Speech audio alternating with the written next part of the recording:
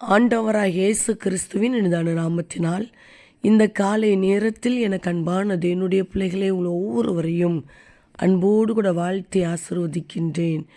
எனக்கு அன்பானது என்னுடைய பிள்ளைகளே, உங்களுடைய எதிர்காலத்தை குறித்து கவலைப்பட்டு கொண்டிருக்கலாம், தேவைகளை குறித்து கவலைப்படலாம். இப்படிப்பட்ட சூழ்நிலைகளுக்கு மத்தியில் எப்படி இதை தாண்டி சொல்லுவேன் என்கிற ஒரு விதமான கவலை உங்களை தாக்கி கொண்டிருக்கலாம். இவ்வளோ பெரிய வியாதிக்கு மத்தியில், பலவீனத்துக்கு மத்தியில் வாழ்ந்து கொண்டிருக்கிறேனே என்கிற ஒரு கவலை உங்களை வேதனைப்படுத்தி கொண்டிருக்கலாம்.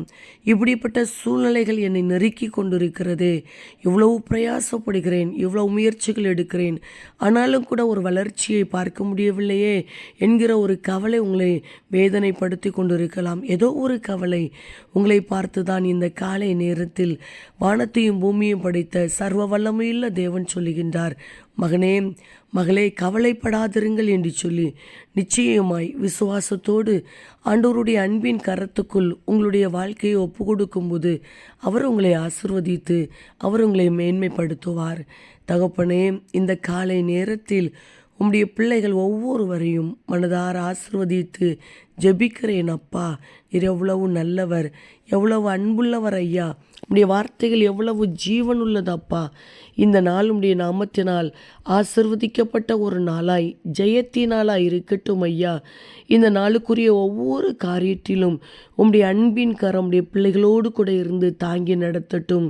இவர்களுடைய வாழ்க்கைக்கு விரோதமாய் இருக்கிற தீமையான காரியங்கள் உம்முடைய நாமத்தில் வெளியேறட்டோண்டி ஜெபிக்கிறேன் அப்பா.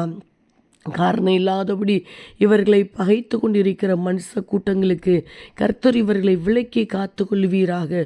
உம்முடைய பிள்ளைகளுடைய வாழ்க்கைக்கு விரோதமாய் இவர்களை பின்தொடர்ந்து வந்து கொண்டிருக்கிற சாபத்தின் கட்டுகள், சத்ருவின் கிரியைகள் உம்முடைய நாமத்தினால் செயலற்று போகட்டும் அப்பா.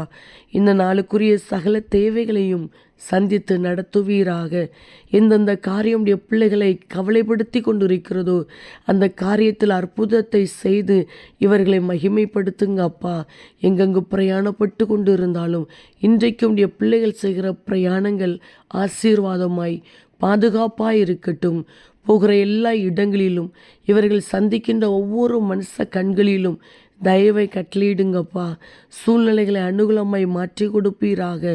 படிக்கிற பிள்ளைகளை ஆசிர்வதித்து ஜெபிக்கிறேன் ஐயா. பாதுகாத்து கொள்வீராக, ஆசிர்வதிப்பீராக. வேலை செய்கிற பிள்ளைகளை, தொழில் செய்து கொண்டிருக்கிற பிள்ளைகளை கர்த்தர் ஆசிர்வதிப்பீராக, பாதுகாத்து கொள்வீராக. ஒவ்வொருவரையும் மனதார ஆசிர்வதித்து ஜெபிக்கிறேன் அப்பா.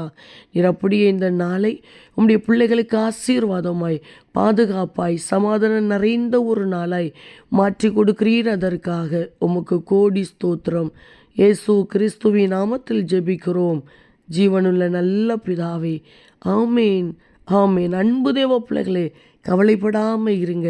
நிச்சயமாய் ஆண்டவர் அற்புதத்தை செய்வார். ஆமேன்.